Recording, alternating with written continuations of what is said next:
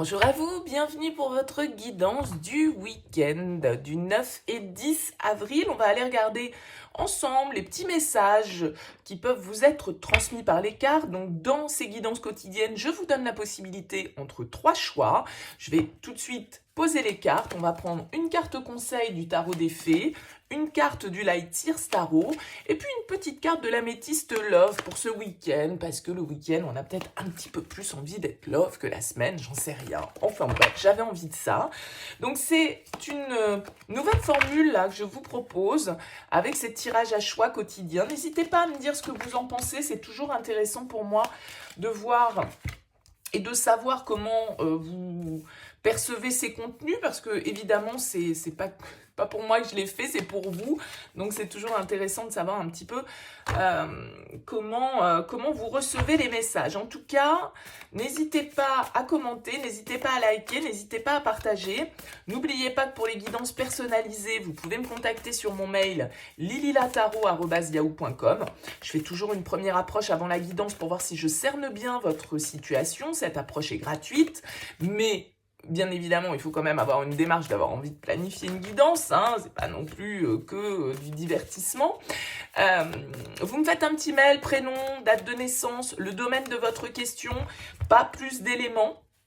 Le but de cette première approche, c'est de voir si je cerne bien votre problématique. Donc, si vous me racontez déjà ce qui se passe, forcément, ça perdra de son intérêt. Allez, une petite carte de l'améthyste Love pour finir, et je vous demanderai de faire votre choix entre le petit Bouddha, la clé ou le cristal de roche.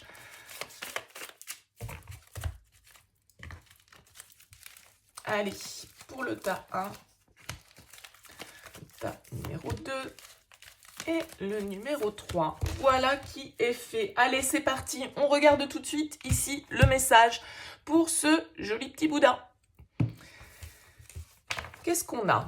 On a le 5 de l'hiver, le 8 de bâton et la carte de l'addiction, de l'obsession. Bon, alors pour vous qui avez choisi ce tirage-là, ça pourrait bousculer un petit peu avec ce 8 de bâton. On va nous parler de communication, on va nous parler d'une situation qui s'accélère, d'un mouvement assez rapide, peut-être des nouvelles qui viennent à vous, des choses qui s'enchaînent de manière un petit peu, du coup, bouleversante, dans le sens où ça va vite, il faut s'adapter, on n'a pas forcément toujours le temps de réagir. Et toute cette situation, soyons clairs, elle peut provoquer quand même un petit peu des conflits, des tensions, parce que le 5 de l'hiver, c'est le 5 de l'épée, et cette carte nous parle quand même un petit peu de disputes, éventuellement, en tout cas de conflits intérieurs ou avec les autres.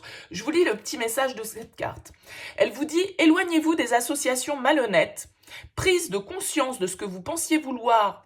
Non, pardon. Prise de conscience que ce que vous pensiez vouloir ne vous apportera pas le bonheur, quelque chose qui n'en vaut pas la peine. » Donc ici, on est dans une situation où pour certains d'entre vous, vous êtes en train de vous rendre compte que vous êtes peut-être trompé de chemin, que vous êtes peut-être allé trop vite, que vous vous êtes peut-être enflammé par rapport à une personne, par rapport à une situation, par rapport à un projet.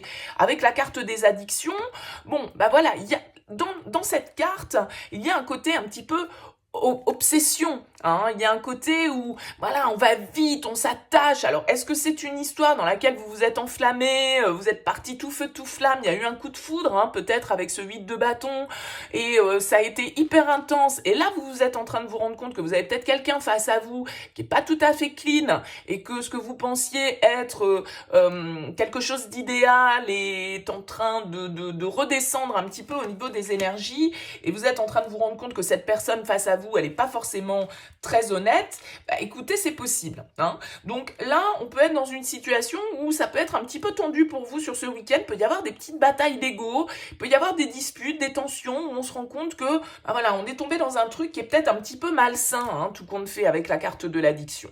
Bon, voilà pour vous. On continue avec vous qui avez choisi la clé.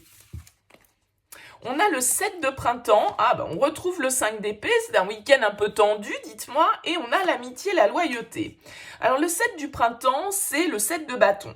C'est une carte qui va nous parler d'affirmation, qui va nous parler un peu de lutte. C'est souvent une carte où on est soit dans une position un petit peu de défense, hein, c'est-à-dire qu'on doit s'affirmer. On a peut-être ici effectivement, alors ça peut concerner, on a la carte de l'amitié, hein, vos relations amicales, des gens qui font partie de votre cercle social, avec lesquels, ici, avec ce 5 d'épée, bah, il peut y avoir une certaine forme de tension. Hein. Il peut y avoir des désaccords, on peut se prendre un petit peu la tête, parce qu'on n'a pas les mêmes points de vue, parce qu'on ne pense pas de la même chose, et on peut être, avec le 5 d'épée, dans des discussions un petit peu stériles, qui mènent à rien, où chacun veut avoir le dernier mot, chacun veut sortir vainqueur de l'histoire, et c'est pas toujours très glorieux avec le 5 d'épée. Donc, ce 7 de bâton, il va nous indiquer qu'on essaye d'imposer peut-être ses idées ou qu'on défend certaines de nos idées, certains de nos points de vue. Cette carte, elle vous dit quoi? Elle vous dit affirmez-vous. Ne revenez pas sur vos croyances, défendez-vous avec courage. Donc là, c'est vrai que pour ce deuxième choix, on est un petit peu comme dans le premier, hein, dans une attitude où là, ça bataille. Alors, est-ce qu'il y a des discussions un peu houleuses? Est-ce que vous devez vous affirmer? Bon, on est dans un week-end électoral, vous voyez, ça pourrait être tout à fait des discussions que vous avez avec des amis, vous n'êtes pas d'accord sur vos points de vue et sur vos aspirations de vote. Enfin, excusez-moi, je le vois comme ça parce que là, c'est ce week-end, hein, forcément, enfin en tout cas pour vous qui m'écoutez, qui êtes en France. Donc on sent qu'on doit s'affirmer, on sent qu'on doit un petit peu batailler et j'ai l'impression que ça se passe ici effectivement pour vous dans le cercle social. Bon, eh bien écoutez, on va voir s'il y a un petit peu de tension aussi dans ce troisième choix parce que c'est vrai que on voit qu'il peut y avoir un petit peu de débat là quand même ce week-end. On a la lune, on a le 9 de coupe et on a la ruse, la malhonnêteté, la prudence. Bon, alors la lune ici, elle va nous parler de tout ce qui est à l'intérieur de nous. Hein. Elle nous parle de notre part émotionnelle, de tout ce qui est un petit peu caché aussi avec la lune.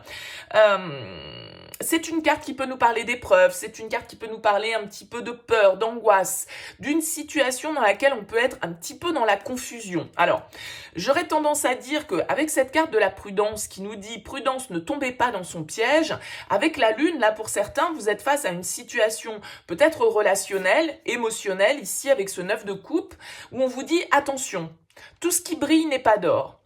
Allez bien voir au-delà des apparences. Ne vous fiez pas forcément au paraître. Hein. Parce que ce 9 de coupe, ici, il va nous parler d'un souhait, d'un vœu qu'on réalise, de quelque chose qui nous satisfait. Donc là, c'est comme si vous obteniez quelque chose que vous avez peut-être attendu depuis longtemps, mais on vous dit attention, attention, tout n'est pas clair, vous ne savez pas tout, il y a peut-être des choses cachées, il vous faut peut-être être un petit peu sur vos gardes avec cette carte du renard ici, parce qu'on nous parle de ruse, on nous parle de malhonnêteté. Donc avec la lune, où c'est jamais très clair, parce que effectivement on peut ne pas percevoir les choses telles qu'elles sont, eh bien il y a un risque d'illusion, il y a un risque de tromperie, il y a un risque de choses un peu dissimulées, un petit peu cachées, hein, avec cette carte de la lune, et donc qu'on ne distingue pas clairement. Donc là, on ne s'enflamme pas, on reste sur ses gardes, même si ça paraît très beau, hein, vous voyez, ça brille ici, ce coffre plein d'or. Moi, je vous dis, troisième choix, tout ce qui brille n'est pas d'or.